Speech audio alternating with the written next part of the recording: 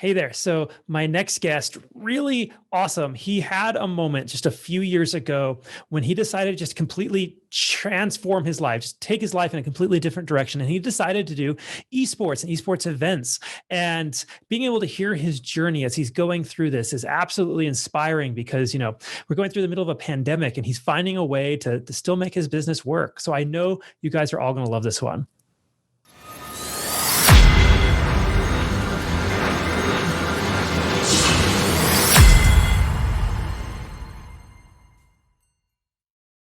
Hey there, everybody. Welcome back to the Gamerpreneur podcast. I'm your host, Dr. Bradford Carlton. Today, I have a very special guest with us. I have Aaron Ludwig. Hey there, Aaron. How's it going? Great, Bradford. How are you? It's a beautiful sunny day in Las Vegas. How about yourself? Well, it's a gusty, cold, crummy day in Green Bay, Wisconsin. But Isn't that normal though? Yeah, pretty much. The Packers won, and so it makes it a little bit brighter, and this is a great town to really get into video games. Because 6 months out of the year, we really don't want to go outside anyway. So I understand that. Now, I will not hold it against you. I'm actually a 49ers fan lifelong. So we'll put aside our differences here and rock this interview. Absolutely. Hey, it's a free country. I mean, at least you're not a Vikings fan. That's right. All right. So Aaron, I actually did tours at Lambeau Field for 3 years right out of high school. And I've always said, I can tolerate pretty much any fans, but Viking fans are. My dad hated the Bears, and the Vikings are like the Bears, were to him. So anyway, go ahead. Well, let's put our differences aside, and we'll forget about last year's miserable performance the Packers had against the 49ers, and have a good interview. We'll forget about the Super Bowl as well, but all right. So Aaron, I like getting the show started, getting kind of right into it. So why don't you begin by just telling us a little bit about yourself, please? Sure. So, like I said, I'm a lifelong resident of Green Bay, Wisconsin. I've lived in a few different places here and there, but mostly for my 44 years, I've been here. I have a wife and 2 kids, 6 and 7-year-old kids, and have spent most of my career actually in working in the daycare industry and in education. And then basically decided a couple of years ago, my dad passed away back in 2016, and you just kind of look at it and go, I had one of those moments where I needed to figure out what I wanted to do when I grow up, basically, except it was at 40 instead of at like 20, when most of my friends were making their career choices. And, I've been playing games since Pong, down in my parents' basement on their little 13-inch black and white TV with I don't know how old you are, but I mean, it was like a yellow console with 2 little, like console sticks or whatever you want to call it. You move them back and forth, and your little thing goes, back and forth on the screen. I mean, I fell in love with games at that point because I'm very competitive, and but I've never been very athletic whatsoever. So games was kind of where it was at. And went from Pong, it went to, for me at least, Atari 2600, and kind of, on and on from there. So, anyway, at that point, in 2016, I just decided I needed to figure out what I wanted to do. And I've always wanted to have a business of my own. And my 2 biggest passions really are traditional sports and video games, and now esports. I mean, esports, wasn't around for most of any of my childhood or anything like that. So growing up, the idea of being a professional gamer or involved in something called esports, I mean, didn't even exist. So, at that point, it was my goal when I was younger was to be the next Dan Patrick on Sports Center, and I would actually play my video games, especially sports games like Madden and things like that, and sometimes would just have the computer play against each other and do the play-by-play on a tape recorder. And that was like my practicing for that. So, and then I got to college, realized that I didn't want to take all the speech classes that I was going to have to take if I wanted to be a broadcaster or a communications major. And just decided really that school wasn't for me at that point either. Just in general, not communications. And so I left school, started working at the YMCA here in town, working with the before and after school programs. And then that's how I got into kind of the daycare. When I realized that I needed something full-time, and that wasn't really full-time, it was just like 5 to 6 hours a day, after school and before school. So I applied to one of the local daycare centers. And again, for the most part, I would say about 13 of the last 20 years have been working in daycare. And then just decided that I wanted to try this, I shouldn't say this esports thing, but it was like, esports kind of caught my attention. And I thought, you know what, this is something I would love to do and would love to get involved in events. I'm a social person, not the most outgoing, but I love social situations. It's interesting because my wife is completely opposite. Like her idea of a great weekend would be to find some little cabin on a lake in the middle of nowhere away from everybody and just relax. And my idea would be like going to Las Vegas or Boston, or like we went to Boston for our honeymoon. We were only there for one day though. And I was like, man, I could spend a week here, just hanging out and that kind of thing. So the idea of esports and events really appealed to me. And I'd been involved in helping do like little tournaments here and there. I mean, it was mostly at like bars that my friends ran, and so I'd put together a Madden tournament, or back then actually the Nintendo Wii had just come out. So Wii bowling was huge. I mean, we do like Wii bowling tournaments for a bar tab or whatever, that kind of thing. So, but it was fun. It was the competitive aspect. And again, getting people together and just, having a blast doing it. So then, I started looking into getting more involved with doing major events. And that's kind of what led to where we're at now. Okay, wonderful. You have given me a lot to discuss. All right. Before we get into anything else, though, I start every interview with a single question. So I'm going to ask you, just like I ask everybody else. So on a scale of 1 to 10, 10 being high, how weird are you, Aaron? I saw that. I would have to say, probably like a 7. Why is that? I would say more. Well, I was thinking more of a 5, kind of right in the middle. But there's certain aspects. I suppose if you ask my wife, she'd probably say it was more of a 7. I mean, there's things that we've been together for 10 years, and there's still things that come up, and she's like, I never knew that about you. That's really weird, and that kind of thing. But,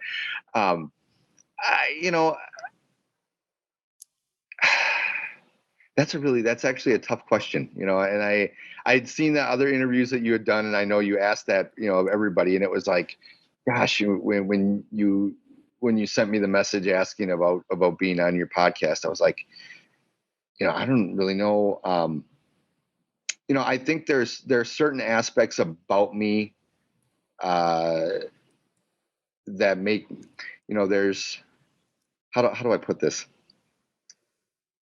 I'm not sure if they're really weird. There's some very OCD things about me.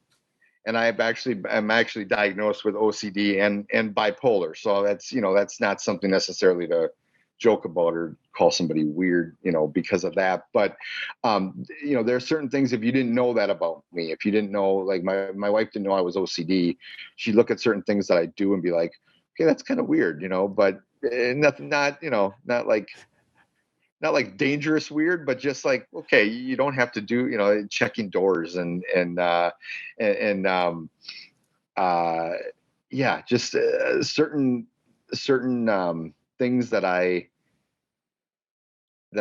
do, my son and I my son loves to wrestle. He's got some sensory issues, and so one of our therapists had said, if he's getting too wild or he has some like tics, that she said, if he does some of those things, it might help to wrestle with him.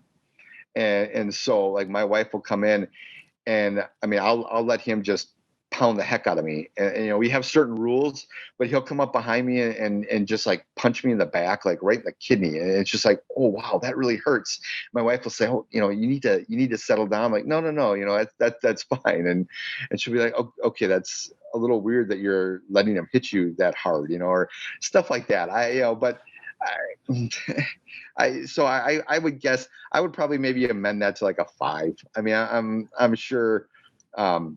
Yeah, I would say about a 5. There's certain things about, just, yeah. That's a great answer. That's normally my answer, Tim, about a 5, because, everybody's weird, honestly. Like that's the point of me asking that question, is everybody's has their own thing, and there's no such thing as normal. Sure. So let's move on. This is the gamerpreneur, and you kind of already did tell us how you first started playing video games, but has it been a lifelong passion for you? Yeah, absolutely. I touched on a little bit earlier. One of the other weird things about me, I guess, is that I do tend to ramble. So, my wife will every once in a while be like, okay, you need to just like stop talking right now, and that kind of thing. But, it's always been a passion of mine. And I think my story isn't, I'm finding more and more as I get to know different gamers and meet new people who are into video games. And obviously now it's more mainstream, back when, well, do you mind if I ask how old you are? I'm 34. Okay. So, well, and so I guess the reason I asked that is, I mean, when I was growing up, it really was kind of the nerdy thing to do. I mean, that it was, I think you're kind of in that generation. Yeah. But I think, certain people now that are, in their 20s or 30s, maybe grew up in a time when it was a little more accepted than it was back when I was, when I was growing up. And, but again, the story, like the reason why I really, like gaming it really stuck with me is a lot of what you hear nowadays, which is the idea of, finding something that you're good at, finding a group of people that really accepted you for, who you were, instead of, I loved traditional sports. I played football. I basically played whatever was in season growing up. Like you see like professional athletes, and you hear them talk about like Magic Johnson didn't do anything but play basketball, and Kobe Bryant was the same way. And, and so a lot of these pro athletes, they become great because that's all they do. And for me, I was never great at a single sport that I really felt like I wanted to focus on that. And my parents never really pushed me that way. So I played football and basketball and that kind of stuff, but I'll be honest with you, I sucked. I was terrible. I was not good at all. I loved it, but I was not good, which is why I always wanted to be on Sports Center, instead of being on the court or on the field, that kind of thing. But I was always very competitive too. So I needed something that I could really be involved in, not just sitting on the bench watching other people play. And so that's why I really got into video games, because it was something that, I have a cousin who is like a brother to me. He's about 5 years older. And I mean, when we would play one-on-one in the driveway, I mean, he kicked my butt. But then we would sit down on the Genesis and we'd play like Lakers versus Celtics, or I think Bulls versus Lakers was what it became later on. Where you could, one of the first games that you could really play with NBA teams and that kind of thing. And, I could actually possibly beat them, and that kind of thing. So that's kind of what turned me on to gaming, and what got me into it. Wonderful. I love it. All right. What do you play nowadays, Aaron? Well, I wish I could play more, honestly. That's all? one of the, yeah. It's one of the frustrating things, I mean, and I shouldn't say it like that, because I love my family. I love my kids. I adore them. I love my wife. But there are times I'm like, I would just love to go, for an hour and be able to play, and kick back and relax and whatnot. I mainly stick to, like, sports games were always my favorite. Madden, NBA 2K, a little bit of FIFA, but I'm not a huge soccer fan. So, but mainly those two. Actually just bought the new Cold War, Call of Duty. So I have to download that. And so if I'm not playing sports games, it's probably shooters. All right. All right. I suck at Fortnite, but well, if I had more time to practice it, I could probably be better at that one too. For sure. Okay. One more kind of gaming related question, then we'll move on to the other part. Sure. All-time favorite. You've basically had the full gamut of all the available games. What's your number one favorite game? I have two. I mean, I would actually, no, let me say, I'll give three. I loved the NCAA football series when EA Sports was doing those before they had to stop. So NCAA 14 was a game that I could play all the time. Right now, as far as the new games that are coming out on a regular basis, I love the NBA 2K series. But then the non-sports game that I can play anytime, and I believe it was Sierra made it, called SWAT 4. It was a PC game, and I want to say it was back in the early 2000s, but I'm not sure. But I ended up finding a version because I had it on an old computer, had to get rid of that computer because it died on me and I lost everything on the hard drive. So of course I didn't have that game anymore. I found it on eBay for like $100. And I was like, you know what, I have to get this. I mean, even though it's not, you would think $100, well, it must be a classic. And I know a few people who have heard of it. But it's a lot of fun. And the cool part about it is it's one of those games. I mean, you play as a SWAT team leader in LA. And so you go through all these different missions and they have different difficulty levels. And it's one of the first games that I remember. And I'm sure gaming historians could probably tell you that there was another game that was made 10 years earlier that was, whatever. But this was one of the first games I remember where the bad guys, the guys you were fighting against, are never seem to be necessarily in the same. Like, you could play the same level 10 times in a row and the bad guys will be in different spots every time. So there's no pattern. Whereas, some older games you could learn where, okay, there's going to be a guy in this room and there's going to be a guy in this room. And that was never the case for this one. And so it can be one of the most maddening things, as you're playing it, you're like, okay, I'm going to do one more level and then I'm going to go to bed. And then it'll take you an hour to get through that level because, everything will be different. And so that's one of those games I still have. I'm never going to get rid of that CD, just so that, if my computer dies again, I can always get I'll still have that game and won't have to spend another $100. But yeah, that's a blast. That game's a blast to play. All right. I love it. Okay, Aaron, let's get over to the preneur part. You told us that you're getting into this esports thing, but you didn't quite tell us what you do. Yeah. So right now the company that I own is called the Global Esports Association. And the purpose is basically to provide events and opportunities for people to compete and win big money, hopefully, for the basically for the 99, what I call the 99% of gamers out there. One of the things that I've noticed about some of the bigger leagues, like say ESL and some of those other companies out there, is they still seem to be catered to like the top gamers and the top professionals and the top teams and everything else. And there's 2.1 billion gamers around the world.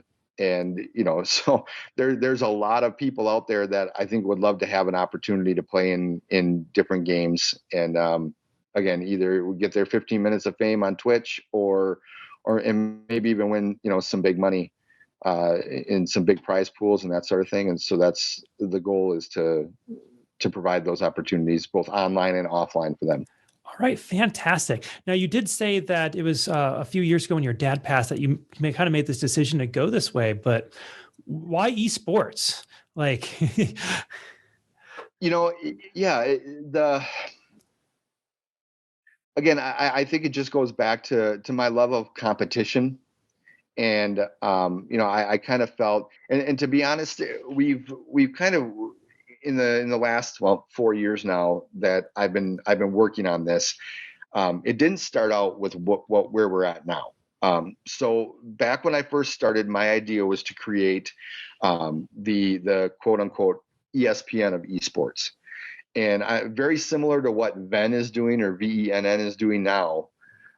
Is what I wanted to do back then. The difference was they had $19 million to start out with, and I didn't, so it was, I actually had a friend of mine that said to me, he's like, instead of doing that, why don't you do events? And I was like, no. There's plenty of other companies that are doing events out there. No one is really doing this right now. And the reason no one was doing it right now is because there wasn't necessarily back then, as big of a market as there was. And, one of the things I didn't think about at the time is that the reason ESPN can do what they do is because they have a boatload of money, and they can go out and buy the rights to NFL games and NBA and all that kind of stuff.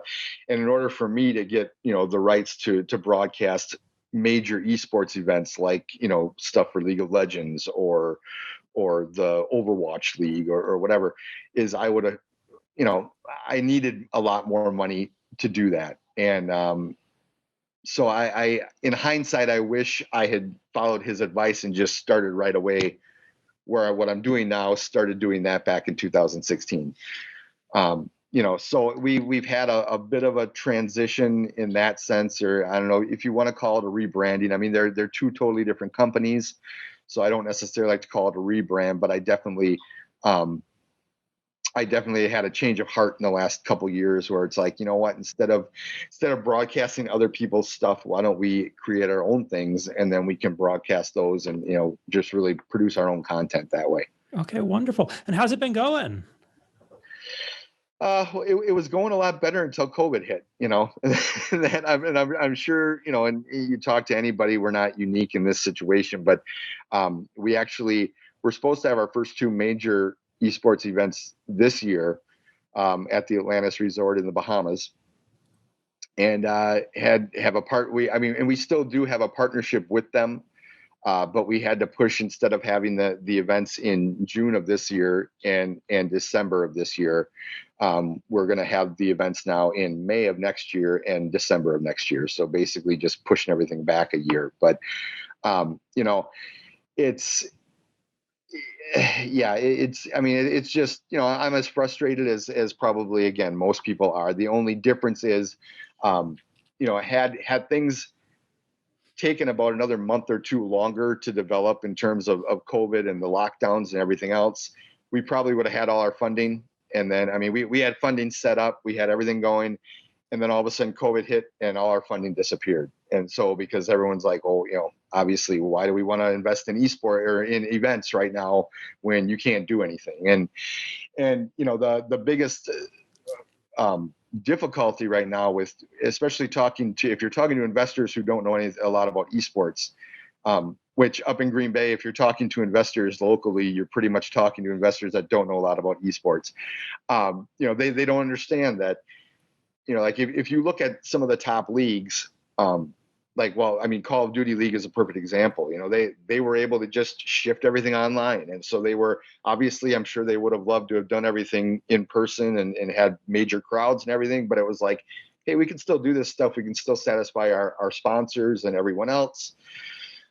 We just do it all online. And so trying to convince people in Green Bay or even just in Wisconsin in general, it's not Green Bay, it's a kind of a Midwest thing, or, upper Midwest thing. Trying to convince them that, look, we can still do this stuff. We can still bring in revenue. We can still, you're not just throwing your money away, with this, because they're looking at it all from the perspective of traditional sports. We're NCAA had to cancel their 64 team tournament, for crying out loud. And so of course they're looking at that going, well, we're not going to give you any money if you're going to have to do that. And before I could tell them to, just hold on a minute, they were already gone. So,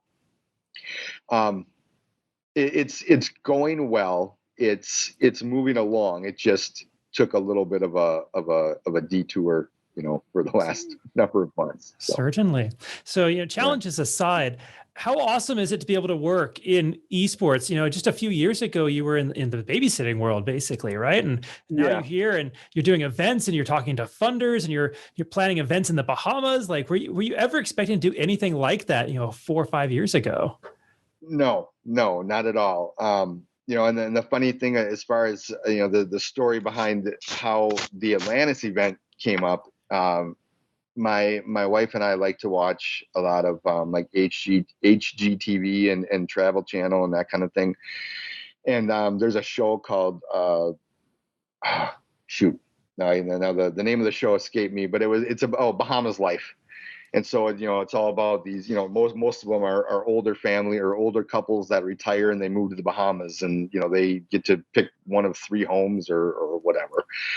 And she was watching a marathon of that. So like 20 different episodes, and was like, oh, I would love to move to the Bahamas or just go and visit the Bahamas. And I thought, well, I could never live there. And just like, I don't have the mentality of just, waking up every day and then going and staying on the beach. I mean, it would appeal to me for about a week. And then after a while, I'd be like, you know what? Okay, I got to do something else here, along with this. I mean, this beach is beautiful, but I can't just do this all the time. And so I reached out to the folks at the Atlantis Resort and just said, have you guys ever done any like major esports events? Because I could not recall ever hearing about anything major being done in the Bahamas. They said no, but as a matter of fact, we have a few executives that just came here from Las Vegas, and and they're wondering why we're not doing esports stuff. And I was like, well, here we have these ideas and that kind of thing. So that's kind of how it really just came out of the idea that my wife really wants to go to the Bahamas, and that was it. I'm like, the thing we do for our spouses, right? Well, yeah, exactly. So. Okay. Yeah. So go ahead. Aaron, that's absolutely incredible. I have to ask, because part of my show is trying to show other people, my audience, how to follow in my guest footsteps. Maybe somebody out there is sitting there listening to you going, man, I want to be able to start my own esports tournament company and have an event in the Bahamas. What makes you unique? What makes you special? I guess one of the things that, and I don't know if this would be considered necessarily like quote unquote special, but I've always had the attitude of go big or go home. And I've had a lot of people over the years say to me, well, you got to start small. And and depending on, I guess, to me, my age, and maybe some people would not let this change their strategy, but I guess if I was 24 instead of 44, I'd probably be like, yeah, let me just grab a couple consoles here and I'll start doing an event, at the some local, banquet hall and kind of build it up. And I mean, that is, I would highly recommend, if you're listening to this podcast and you are, younger, starting out that way, I would not necessarily recommend just, starting out, for some major event, because there have been a lot of headaches along the way and a lot of stress that probably would not be as bad if I had started out maybe a little bit smaller. But at the same time, I always have this attitude of, you know what, I'm going to ask somebody, like, the worst thing they could do is say no. I mean, like, so I could have called the Bahamas and, they could have said, yeah, we're not interested. We do a lot of poker events and that's kind of our niche and we're happy with that, and I would have been, okay, fine, whatever. I mean, I called and I asked, and that kind of thing. Had I never called and asked them about that, I wouldn't be where we're at right now, because that really is one of the things I'm finding that's attracting people to our company, because there are a lot of smaller there's tournament organizers all over the place. I mean, that's how esports really started, was the small tournament organizers who do smaller events in their local town or wherever. So what we're doing isn't necessarily unique in terms of the fact that we're doing esports events. It's I tell somebody I run an esports event company, and they're like, oh, okay. And then it's like, oh, we're doing an event in the Bahamas. And it's like, oh, really? That's really cool. I would love to go to the Bahamas and relax on the beach and then go play some video games and then go back to the beach, and that kind of thing. So it's, you know, I, I'm not sure if it's really unique or special. It's just the idea of, you know what, I'm going to go big. I'm going to go this point because I'm 44 years old. And if I went the way of a lot of people who are very successful in this industry, I probably wouldn't see success till I was about 55 or 60. And I would rather enjoy those years more, than still be kind of trudging along and hoping that something happens, that kind of thing. So I would say to somebody, what, just go after your dreams, think big, and don't be afraid to just go out and ask people stuff, because the worst thing you could say is no, and then you're just back to right where you're at. But if you listen to that negativity, that person saying, oh no, that's never going to happen, because I listen to that a lot too, and that really kind of, I'd be probably further along if I didn't listen to that negativity or that pessimism, and that you start surrounding yourself with people who they're not necessarily yes men, because I don't think you should surround yourself with those people either. But people that aren't going to be like, if you're surrounding yourself with people who are just going to be negative and tell you that's never going to work, you'll never succeed. I mean, you got to surround yourself with positive people and think big, go for your dreams, and then just don't be afraid to ask. That's some wonderful advice. Thank you so much for that. Kind of related, what resources did you turn to? Obviously, you went into esports. It probably wasn't, you weren't immersed in it your entire life, but where did you turn to learn this material and kind of get into the industry? Well, I've surrounded myself with, with people who know a lot more than I do. I'll be completely honest. Because like you said, I mean, I haven't been in this industry. You look at some of the top people that run, like ESL and some of those companies. MLG is another one. They've been doing it since esports started. And I didn't have that luxury. So I think the biggest success is surrounding myself, or the biggest key to where we're at right now is surrounding myself with people who have done that for a lot of years. And that way, one of the things I was worried about when I did start talking to the Atlantis Resort is, obviously they're a major tourist destination. They have a lot of people that want to do a lot of events there. And so it's, I was afraid that if I just said, well, it's just me, and I've done a few bar tournaments here and there, and that's about it, and all of a sudden they're going to be like, well, wait a minute, we don't, why would we want to work with you when we could reach out to somebody who is in Las Vegas, who has a ton of experience? And so I knew right away I would have to get people on my team that knew what they were doing and had a nice long track record. And that's, I think, what I've done. I mean, that's the key. Okay, wonderful. Yep. If you go back in time, so you said you started about 4 years ago? Yeah. Okay. Yeah. If you could go back in time and talk to little Aaron and you could tell him everything that's going to happen over the next 4 years, but there was one piece of advice that he absolutely had to, sink in. What is that one piece of advice? Well, in this particular case, it would be start with events. I mean, that's really honest to God. If I had done that 4 years ago, I would be so much further along. I mean, we would be fully funded with all kinds of events under our belt. And we wouldn't be hoping things go well with COVID and this vaccine that's coming out. That because the thing right now that we're the biggest concern I have for the next 6 months to a year is that things don't go as well with the vaccine. And then all of a sudden we have to push our event back again. Like, we're not going to cancel these events that we have coming up. I mean, we've already pushed them, but I would rather not have to push them back another 6 months or another year, that kind of thing. So, and that's the most frustrating thing. You don't want to rehash the past over and over again, or think about all the crap that you did that you wish you hadn't done. But, if I had started doing events 4 years ago instead of start trying to do them a year ago, we would be at the point where for the last year, instead of having to push everything off a year, we could have done online tournaments, just like the Call of Duty League and all these other companies are doing, where, okay, well, this 2020, they still had events, but they were able to have them online because they had that funding in place from other stuff that they've already done. So yeah, that would be the one advice would be, don't worry about being the ESPN of esports. Start doing events, and you can use those events then to create your own content and that sort of thing. Okay, certainly. Speaking of rehashing the past, so I believe that we learn the most in our life from our failures, not necessarily our successes. And you've had a lot of success, in just a very short amount of time, to be able to host an event at the Atlantis is kind of a big deal.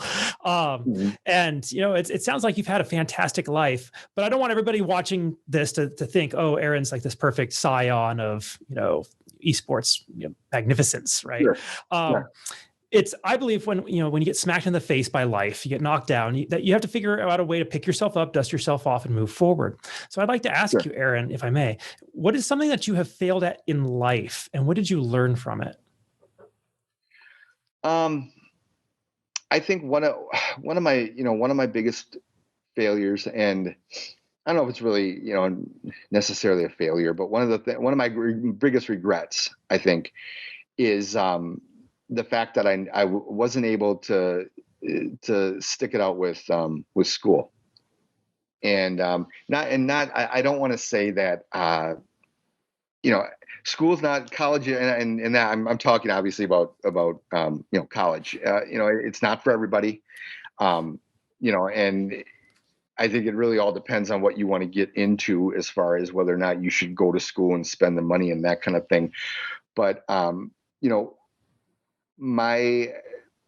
as far as school, I guess I would be in a much better position in my career at this point had I stuck out school, because back then, I mean, this was mid 90s. All of my close friends all have college degrees, and they pretty much came out. And at this point, now they've been in careers for the last 20 years. They have nice 401ks built up, and they have all that stuff. And I look at it now and I'm like, I don't have all that. And had I stuck with school and even just got a degree, I mean, one of my best friends, who was actually the best man at our wedding, got a degree in sociology. And I remember looking at him saying, "That's awesome, man. What are you going to do with that?" And he goes, "I have no idea." But he goes, "I know I'm going to get a good job when I get out." And back, now it's different. I mean, now you look at school, and I talk to students, and I mean, working in daycare, you work with a lot of college students who are either there for internships or they're working at the daycare while they're putting themselves through college and that kind of thing. You're not guaranteed a decent job or any job really in today's economy and in today's workforce. But back then you were, you got a job. Like another one of my good friends got a job in like business management and went working to work for a software company. And he's been there for, well, I think he's still there, so that's about 20 years now. But it has nothing to do with business management, but he's making really good money, and now granted, he may not be, I'm right now, I'm in a position where I'm able to chase a dream of mine. And so in that sense, I don't know if I had stuck with school, if I would be in this position either. I know I'd be better off financially, and that, so it's real interesting when you look at that kind of stuff. Like, I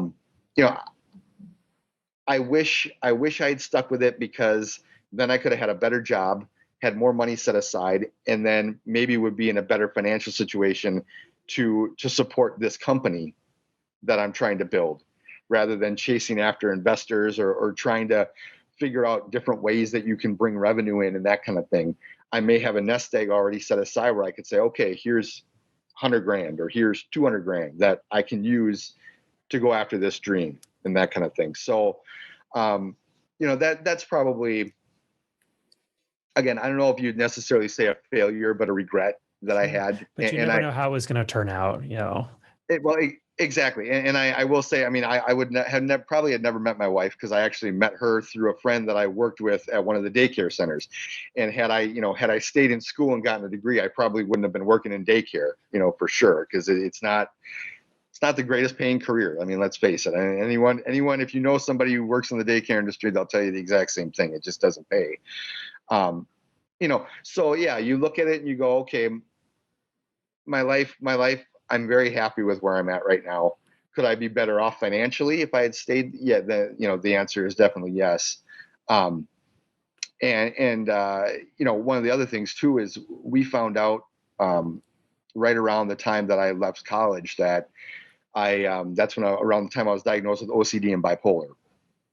And so some of that has to do with that. I mean, at that time, it was very hard to keep a job for me. It was very hard to really stay focused at all. And then all of a sudden we found out, oh, well, you're bipolar and you have OCD, and then you get on medication. It's like, oh, now I can focus a little better. Now I can, and that kind of thing. So, okay. I guess that would be the biggest regret or failure that I have, was that I wasn't able to stick with school. And it wasn't that I wasn't, smart enough or anything like that. It was, it was just, I couldn't focus at all. I wanted to play Madden in my dorm room rather than go to class and that sort of thing, which I'm sure that's not a lot of different than no, not at all. All I do is play Warcraft when I went to college. Yeah, exactly. But the difference is, most of those students can realize, wait a minute, I really need to go to class. So I just didn't care. I was like, whatever, so. Okay. Well, thanks for sharing, Aaron. On a related note, what is something that you're working to improve on in yourself today? Patience. My patience is something that has really been tested over the last, since I've been starting this, actually, my patience has been tested since I had my kids. So, I mean, that's, but it's definitely tested. A couple of mistakes that I made early on in my career in esports was definitely related to just my lack of patience, and the idea that, one of the things I'm learning now is there's a lot of things that I want to announce for the Global Esports Association that I just can't yet, because we don't have all the pieces in place. And a number of years, it's probably, gosh, I want to say it's been at least 5 years. It was at least 5 years ago. So before I even really started to focus on this, on a full-time manner, I wanted to do a couple Madden tournaments. And my idea was, I'm going to announce a big, prize pool, $50,000 prize pool. And which, really wasn't done except, unless EA Sports was doing a tournament themselves. You really didn't find like the underground tournaments or the tournament organizers doing something for $50,000. So I was like, this is really going to get everyone's attention. And then all the sponsors are going to come flooding in and everything, because everyone's going to want to be in this tournament. Well, I had all kinds of people that wanted to be in it, and it was free.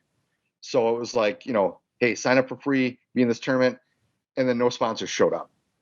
And I ended up having to cancel the tournaments. And that was a big, that really caused, there's still headaches that not headaches, but, almost like aftershocks I'm feeling from that in the Madden community. So I just realized, okay, from now on, we can't announce any prize pools or any crap like that unless we actually have the money in the bank, and that kind of thing, because it was just a disaster. So, but it kind of comes down to patience. Like, I wanted things to move along faster than they really were.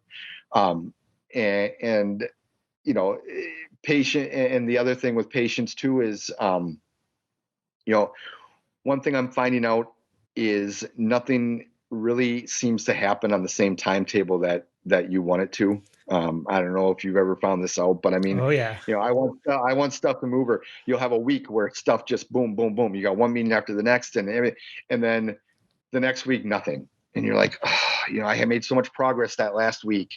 I want to keep moving it in the right direction, in the positive direction.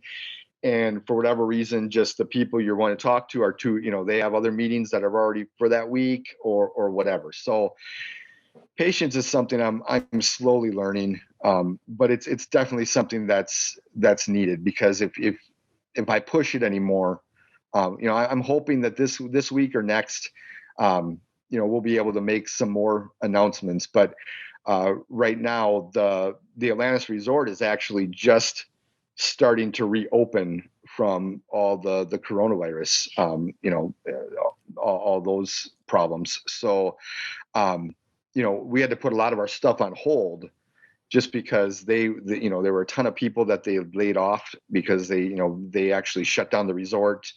The Bahamian government shut down the country for a while from, without any visitors. And I think right now, I don't know if they're still allowing United States visitors or not. I know for a while there, when we started surging again in our cases, they had actually said, okay, we're not taking any tourists right now from the U.S. We'll take Chinese tourists, we'll take, European tourists, whatever. And I think even Canada, they were like, well, we'll bring people from Canada, but we're not taking anyone from the U.S. So, and it was like, okay, well, that's pretty much most of the fan base that I have a feeling will be coming to these events. So obviously we can't do anything right now. And, so that's been the other thing. I mean, like we really haven't been able to announce a lot of specifics about the events at the Atlantis, until now. So I have a meeting this week and hopefully we'll be able to iron out some more details. All right. Well, hopefully the virus, the Rona, as I call it, ends quickly. Yeah. Yep. Exactly. All right, Aaron, this has been a fantastic interview. Thank you so much for coming on with us. How do people find you? How do they reach out to you? Where are you guys at on social media? Sure. We're at on Facebook and Twitter and Instagram. We're at thegeaonline.com.